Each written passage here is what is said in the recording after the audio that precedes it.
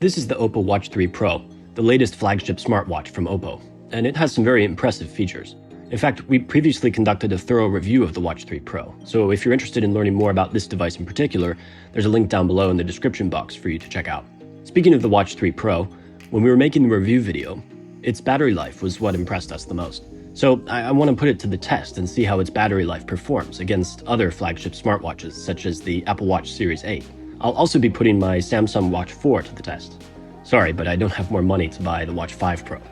By the way, I know there's the Apple Watch Ultra out there that has a super impressive battery life, but considering its whopping $800 price tag, I don't think it's going to be a fair comparison, since these three watches all cost less than $450.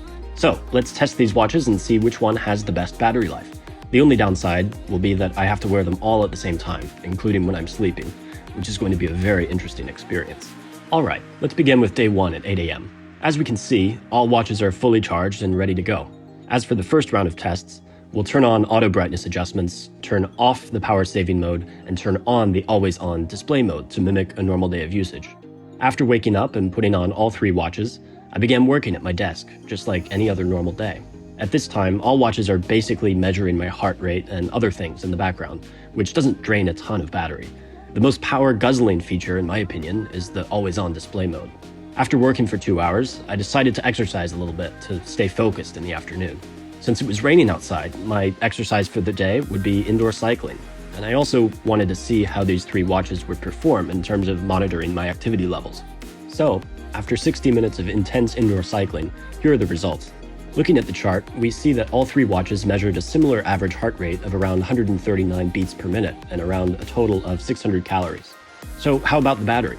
Well, after being used from 8 a.m. until 12:30 p.m., including sitting in front of my desk and working out, the Apple Watch had 89% battery left, 77% for Samsung, and 95% on the Watch 3 Pro, which is kind of amazing.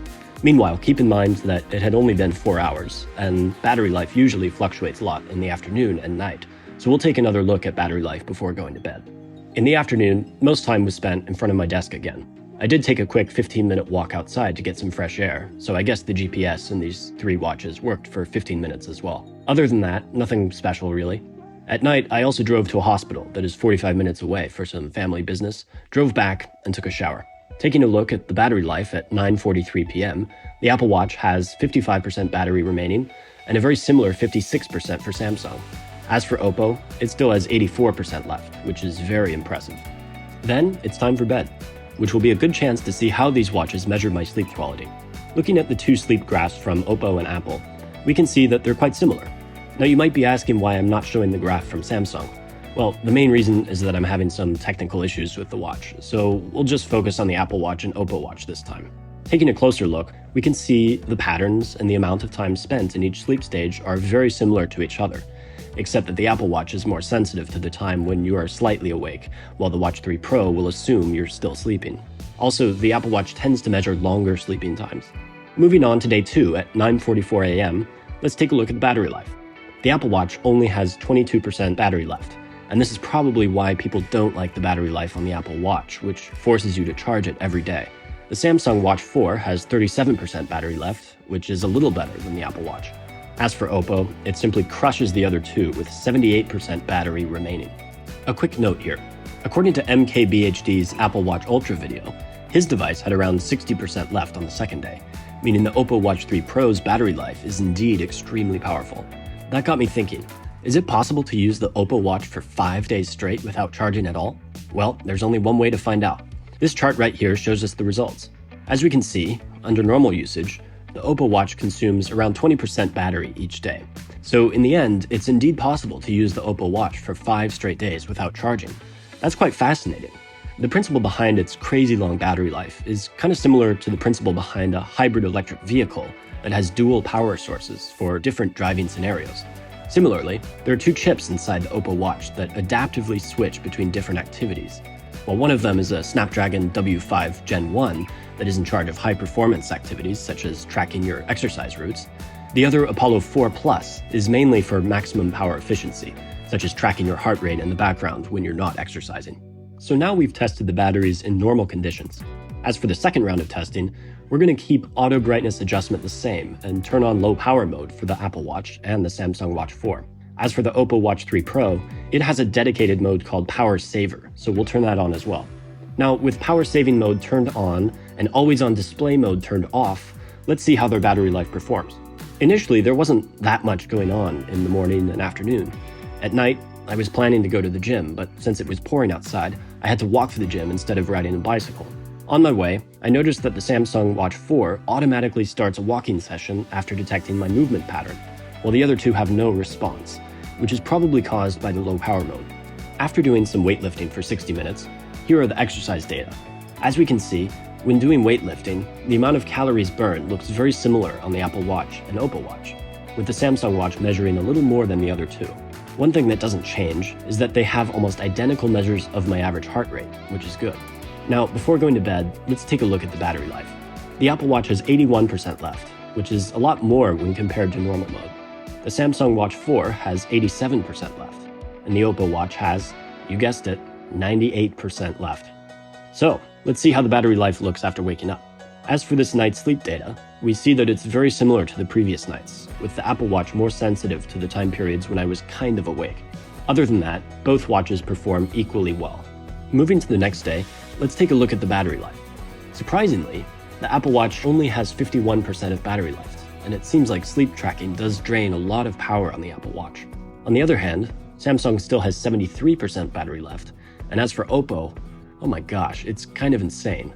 It still has 97% of battery life remaining with all the sleep data from last night.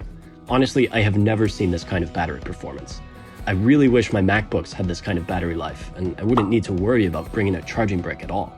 Now we know that the OPPO Watch 3 Pro has the best battery performance, with the Samsung Watch 4 ranking second. And as we guessed it, the Apple Watch still has the worst battery performance on the market.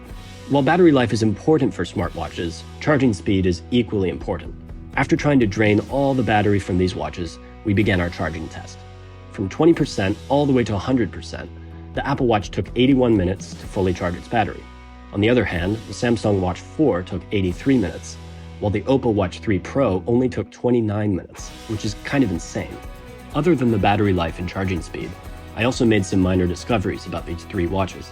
Beginning with the Apple Watch, the sleep tracking works great on the Series 8, but not all Apple Watches have the same sleep tracking feature. My Apple Watch SE first generation only has basic levels of sleep tracking, which looks something like this. At the same time, the always-on display mode looks brighter on the Series 8 than the other two watches, meaning it will be easier to see your watch face outside. As for the Samsung Watch 4, I do like how it automatically starts a basic workout session, such as outdoor walking, without any notice. Usually, we won't really remember to manually start a workout session when we're just going for a walk, and the Apple Watch will usually ask you if you want to record this walking session. On the other hand, the Samsung Watch 4 just does the work for you, which is kind of nice, at least in my opinion. One downside is that when you turn on power saving mode, you lose the raise to wake feature, which is kind of a bummer. Talking of the OPPO Watch 3 Pro, I'm actually amazed by its extreme battery life after using it for 5 days without charging. Unlike the Apple Watch, which still has nice and smooth animations while in low power mode, the OPPO Watch 3 Pro cuts out all the unnecessary animations, giving you some quick and snappy feeling and preserving all the battery for you. One of the downsides is that this also limits the amount of accessible exercise modes. For example, there was no elliptical setting in low power mode, so I had to use free training mode instead. Overall, I'm really impressed with the battery life on the OPPO Watch 3 Pro. It not only has a mind-blowing low power mode, but also has all the features that you would expect in a pro-level smartwatch. Most importantly, it only costs about $280, and I believe it will be a strong competitor if a global version becomes available. As for the Samsung Watch, it's also a great opponent with a good battery life. Unfortunately, however, I've been having some connection issues with this device. Since I haven't been able to access all the health data, I can't say too much about this watch.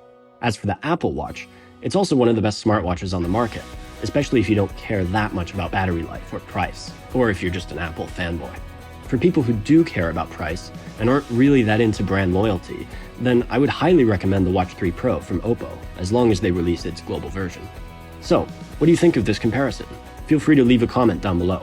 For Tech and Gadgets, we've got you covered. See you next time.